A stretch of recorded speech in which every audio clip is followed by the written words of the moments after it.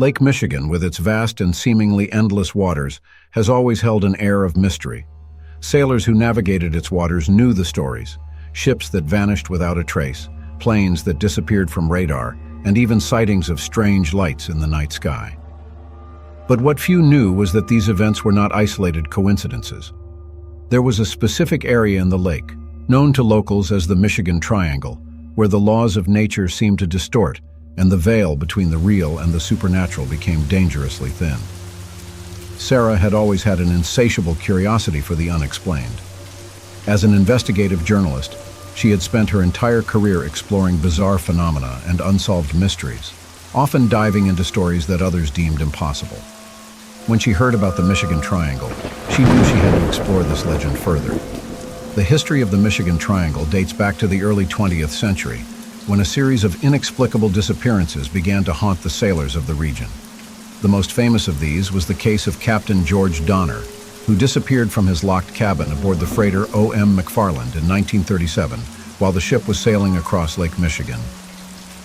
The captain's body was never found, and his disappearance became one of the area's most enduring mysteries. Intrigued by the stories and the lack of rational explanations, Sarah decided she needed to investigate for herself.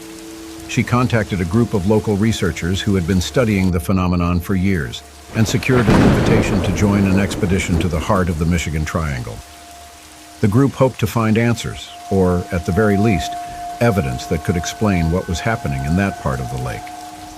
The expedition was set for late September, when the lake's waters began to grow rougher with the approach of autumn. On the morning of departure, Sarah met the team at the dock, where a small vessel was being prepared. The expedition leader, a man named Tom, was a veteran of the Great Lakes, with over 30 years of experience navigating its treacherous waters. "Are you sure you want to do this?" Tom asked Sarah as they prepared to set sail. "This place, it's not for the faint of heart. The things that happen out there, well, I'd say they're things you'll never forget."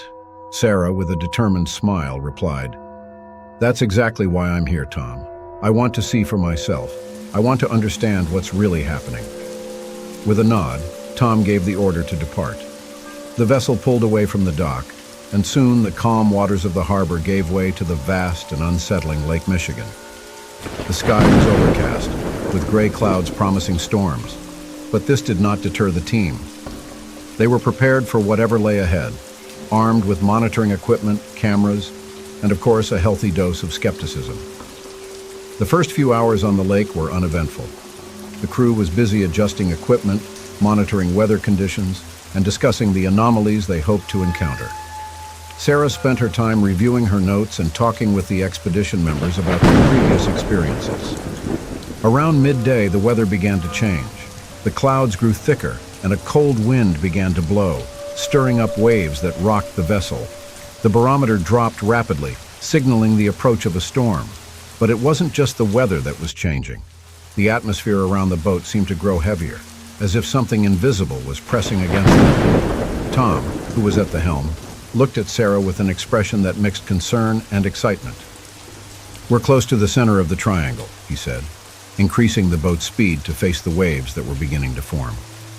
"This is where things start to get interesting." As they navigated toward the heart of the triangle, the storm intensified. Lightning streaked across the sky and rain fell in torrents, making visibility difficult.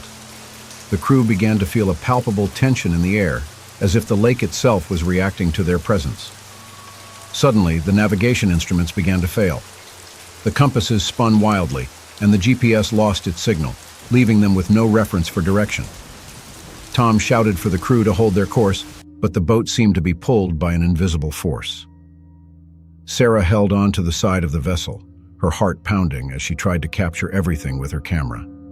She knew they were in the middle of something extraordinary, something that might finally explain the mysteries of the triangle. Then everything changed. The waters around the boat began to churn abnormally, forming whirlpools that pulled the vessel toward the center of the triangle. The waves were enormous, crashing against the hull with force. In the midst of the storm, something began to emerge from the depths. A massive metallic structure that defied any logical explanation. Sarah couldn't believe what she was seeing. It was as if a part of the past was rising from the bottom of the lake, an ancient and forgotten construction, scarred by time. The boat was pulled closer, and the crew was in panic, trying to regain control, but it seemed that the force pulling them was unstoppable. Suddenly, the metallic structure began to emit a pulsating light that illuminated the turbulent waters around it. Despite her fear, Sarah couldn't look away. She felt like she was on the brink of a monumental discovery, something that would explain the mysteries that had haunted the lake for decades. But then, as quickly as it had appeared, the structure began to sink back into the depths, as if the lake was reclaiming what belonged to it. The boat was thrown back, and the navigation instruments returned to normal.